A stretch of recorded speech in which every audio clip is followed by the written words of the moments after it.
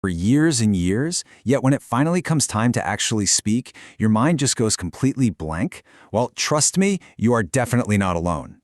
Today, we're breaking down a really transformational 30-day guide that's designed to take you from zero to hero in English speaking. And the most fascinating thing about this source material? It deliberately bypasses all that crippling grammar anxiety. Instead, it focuses purely on practical spoken fluency. We're going to look at the exact building blocks you need to confidently describe your world, your actions, and your desires. So get ready, because by the end of this explainer, you're going to have a totally different perspective on how to learn a language. But before you even look at a single English word, you've got to get your mindset right. The source document lays out 10 golden rules for fluency, and the absolute most important one is this: do not fear mistakes. Speaking is absolutely essential. You have to speak loudly, not just quietly in your head. The guide tells us we need to stop translating in our minds and actually start thinking in English. It demands total consistency too. That means not missing a single day, listening for 15 minutes daily, recording your own voice, and yep, even talking to yourself in the mirror. And here's the real kicker: ignore the grammar at the beginning. Just focus on learning and speaking short, complete sentences rather than isolated words. Section 1. The Core Foundation. Building Blocks. So, for the first 5 days of this course, it is all about establishing the absolute non-negotiable basics of sentence creation. And the crucial starting point is just knowing how to identify the things around you.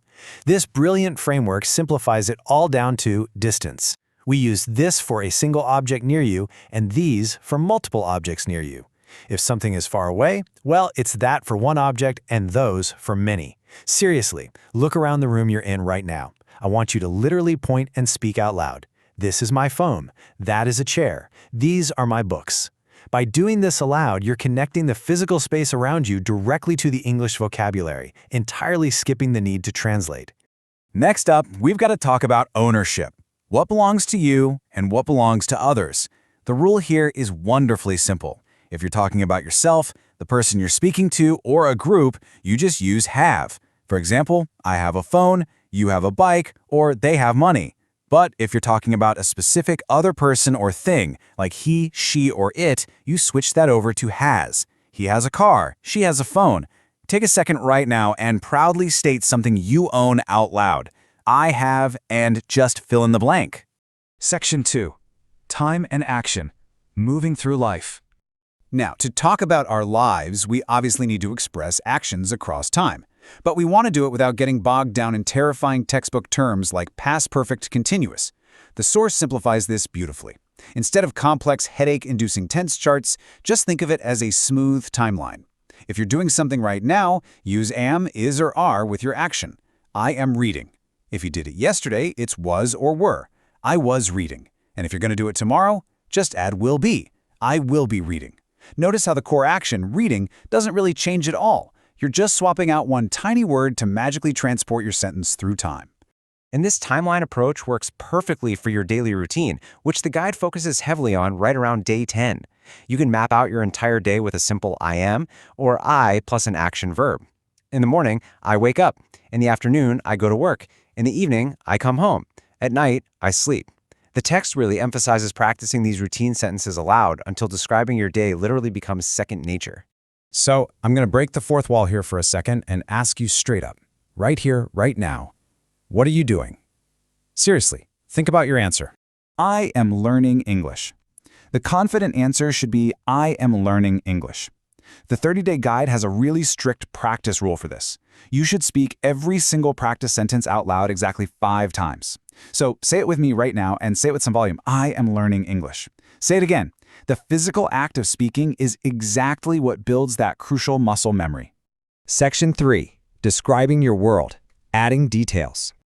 Okay, now that we've got actions and time down, let's inject our functional sentences with some rich details, specifically quantities and precise locations. This solves one of the most common stumbling blocks for learners, asking about quantities. When on earth do you use how much versus how many? Well, the rule from the text is incredibly straightforward.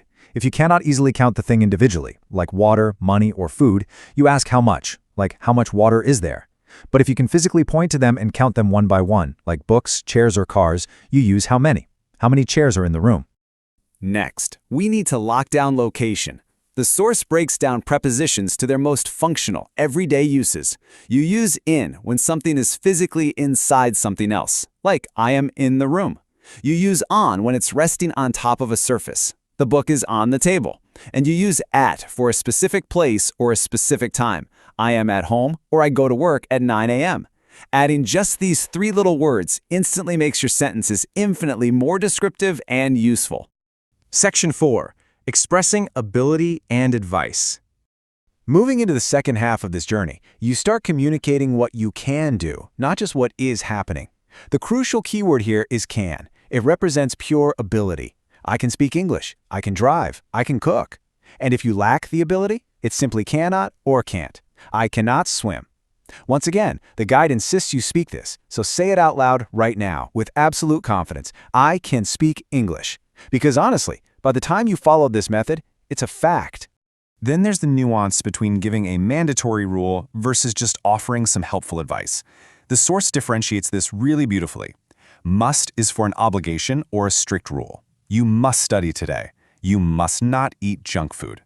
On the flip side, should is a gentle suggestion or a piece of advice. You should drink water. You should sleep early. It's basically the difference between giving a command and offering a recommendation.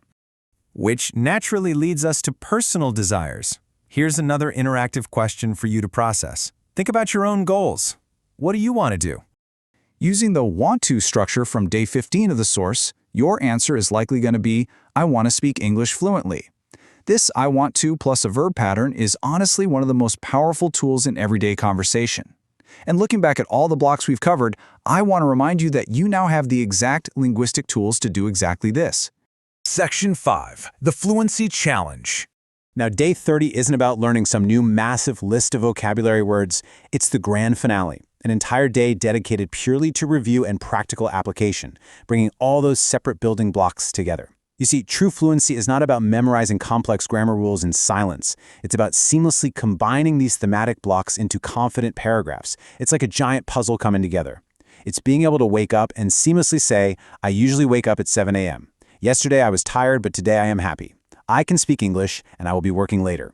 You're mixing routines, times, abilities, and adjectives into one natural flow. So, wrapping up this explainer, I'm going to leave you with one final provocative challenge derived directly from the source's methodology. Using the exact tools, tenses, and rules we literally just walked through, I want you to answer this question out loud, right now. What will you do today? Seriously, don't just think it, speak it. Combine your routine, your time, and your actions. Keep practicing out loud, totally embrace your mistakes, and just watch your fluency soar.